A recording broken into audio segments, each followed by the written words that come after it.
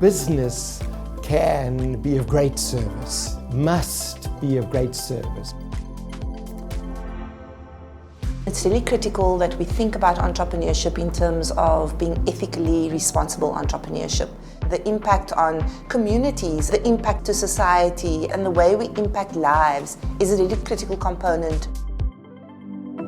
We understand that there's a need for us to make a profit, but you can do it responsibly. We've been taught to have that questioning lens. I was always asking, well, why can't this be better?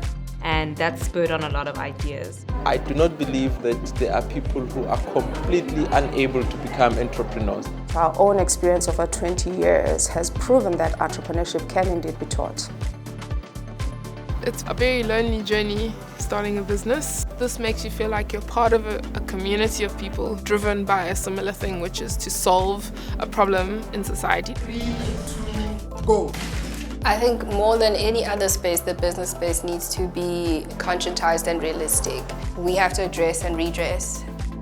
I do believe that we are going to see that exponential impact that is driven by Allan Gray Fellows as they mature, as they become an ecosystem in and of themselves. After 20 years, I think we're really now starting to hit the inflection point of the impact.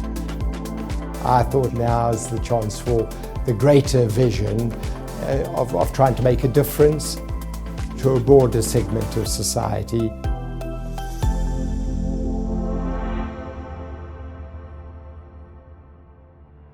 I think what is amazing about Allan and Jill is firstly the scale and the depth and the pioneering nature of their vision, creating this pipeline of extraordinary young people to change the future with high levels of education, with enterprise and leadership. For someone like Allan to be thinking about putting money back into new businesses started by Black South Africans was extraordinary at the time. All of his contemporaries would have said that investing in new black businesses was unusual on the dimension of risk and on the dimension of change. For us, the symbiotic relationship between business and philanthropy has really been driven by our relationship with Allan Gray Limited. It has really illustrated that business and philanthropy can work to make society sustainable.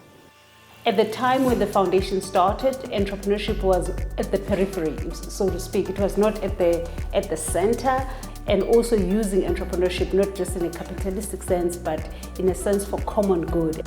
In the past, entrepreneurship was seen as a fallback mechanism. You didn't get a job, so you fall back onto trying to start your own business, and it becomes subsistence entrepreneurship. Since its inception, the Allan Gray Orbis Foundation has run intensive multi-day selection camps designed to assess and recruit candidates to the scholarship and fellowship programs. These camps serve as a launching pad for the candidates' entrepreneurial journeys. Highlight: thinking I have a very good presentation, only to get red cards. That gave me a wake-up call. The camp actually gives an opportunity for you to be with like-minded individuals to make sense of who you are and your dreams as well. Throughout this whole process, I've not been believing that I could, but the fact that I got here means I can do this and so much more. To date, the scholarship has supported over 600 scholars, selected from more than 72,000 applications. The fellowship has nurtured over 1,800 candidate fellows from a pool of over 68,000 applicants. In addition, 30 postgraduate fellowship participants have been selected from 6 major universities.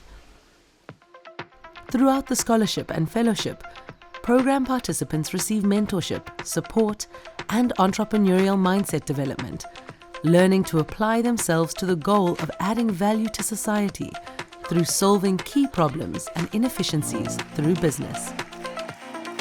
Ladies and gentlemen, today I give to you the next big thing. I think the foundation has helped in creating a conducive environment, and I think it's also about relationships that you build. All that support together kind of channeled your energies to problem solving and to articulate your idea and pitch it in front of people, which you're going to have to do for the rest of your life. It built a different kind of mental infrastructure that enables you to spot opportunities and spot problems and spot scalable solutions. And then it also gave you the capacity to execute. The foundation has validated some of the ideas that I thought were crazy and really didn't have the space to shape. We've got people with experience in entrepreneurship in the industry who can provide us with advice, but also highlight areas that we've overlooked. I wouldn't be as confident or genuinely in love with the spirit of entrepreneurship if it wasn't for Allan Gray. They saw something so small inside of me, and I mean, they've nurtured it all these years. Being constantly exposed to different entrepreneurs, being exposed to different ways of thinking about entrepreneurship really got me thinking about it a lot more intensively than I would have otherwise. And just being able to share my thoughts with a mentor and get a lot of guidance at that early stage allowed me to form a lot of perspectives and really understand the world a lot quicker. We've ascertained that education and entrepreneurship go hand in hand. The scholarship program was designed to increase our pipeline and to ensure that we broaden the amount of opportunities that could feed into the fellowship. And so being able to create access to that quality education remains something that in a South African context will always be critical in terms of the entrepreneurial journey. I wouldn't have been able to go to a good quality school without the scholarship, so it was quite literally life-changing. I could sense even at that point that entrepreneurship was like deeply embedded in the scholarship. In order to further democratize entrepreneurship beyond the reach of the scholarship and fellowship programs, the Allan Gray Entrepreneurship Challenge has engaged over 80,000 participants through more than 224,000 gameplays, accumulating 75,000 hours of gameplay and involving over 2,000 teachers.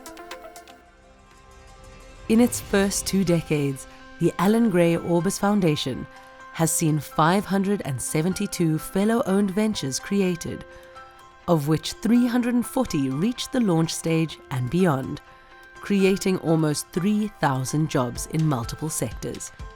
With a total average annual revenue of 2.1 billion rand, these ventures have improved 1.5 million lives, bearing witness to the disproportionate impact that responsible entrepreneurship can make. When I think about Caritas and Matthew in particular, we interviewed Caritas. I can remember in the middle of the interview, we stepped outside to just cry. Just such an impactful young person. And to be able to, last year, walk into Kula's offices and be able to see that journey, that this dream, that this vision that Mr. Allan Gray had of selecting people young, investing in them early, and believing in their potential, that it does yield fruit. It's energizing because we know that the model is working. We are seeing the results and the positive outcomes, and other people are even duplicating our model. You can now tell endless stories of individuals whose lives have been meaningfully changed. I think it's critical to build an entrepreneurial ecosystem and to build and develop a culture of entrepreneurship. The more we democratize this idea of entrepreneurship, the more it will become inherent in the DNA and the culture of South African and Africans. The foundation, I believe, has played a significant role in terms of nurturing an ecosystem that is robust. We had over 300 organizations that are providing support to entrepreneurs. There has been very intentional effort in terms of looking at how do we bring those ecosystems and organizations together. The more people you have in the ecosystem, the better it becomes. It becomes easier to feed off each other in terms of new ideas, because then you've got that flywheel effect coming into equation. The network that you are able to tap into gets bigger each year. There's some exciting people in different spaces that have different interests. As the ecosystem has grown, and entrepreneurship as a profession and cultural form within society has taken shape, so too has the investment landscape shifted to support entrepreneurship. When eSwed started, we were looking for more mature businesses who wanted fellows to have a road to profitability. Where we are now is we've designed products to help fellows no matter where they are within their business life cycle, whether they are at the pre-seed, almost concept stage of their idea, all the way through to when they are more mature and well thought through. we can walk that journey alongside them, and we've been able to see this wonderful evolution of being patient, being catalytic. I'm really excited about the way that E Squared and the foundation are starting to develop more structure to support fellows at the early stages of their entrepreneurial journeys, because that's when you're most vulnerable, when you really need support to make sure that you can build something of significance. After 20 years, it's really important for us to stop and reflect, to check how far we've come. And it's also important so that you know how to pivot appropriately to respond to the challenges that are facing South Africa today. The level of impact that they're having in education or financial inclusion or access to water. There are just so many different sectors that are being profoundly and meaningfully and permanently impacted by these Allan Gray Fellows. It takes the courage of someone saying, I'm willing to go down this path for 10, 15, 20 years before I start seeing the fullness of what's possible. Now that we've proven beyond reasonable doubt that the foundation model works, our strategy going forward will focus on expanding access to entrepreneurial education, leveraging on digital platforms and other AI technologies. We also aim to support a much stronger alumni network and driving systemic change in the entrepreneurship space in South Africa. A system like ours will ultimately succeed because of the contributions that fellows make, giving back into the pipeline of fellows that will follow them. If we can build a massive self-reinforcing community of high-impact entrepreneurs in South Africa, we would really have changed the trajectory of the country. My take is that we need each other. Once you've climbed the step ladder, you don't kick the step ladder. You actually make sure that you make it firm so that people can climb the ladder.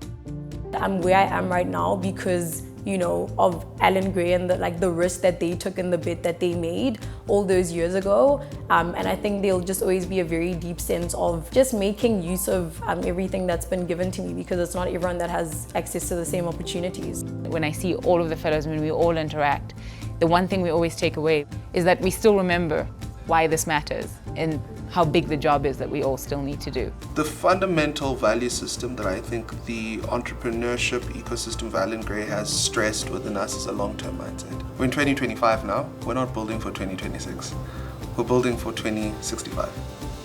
Knowing that they have grasped the baton and run with it, and that they realize their potential, whatever that may be.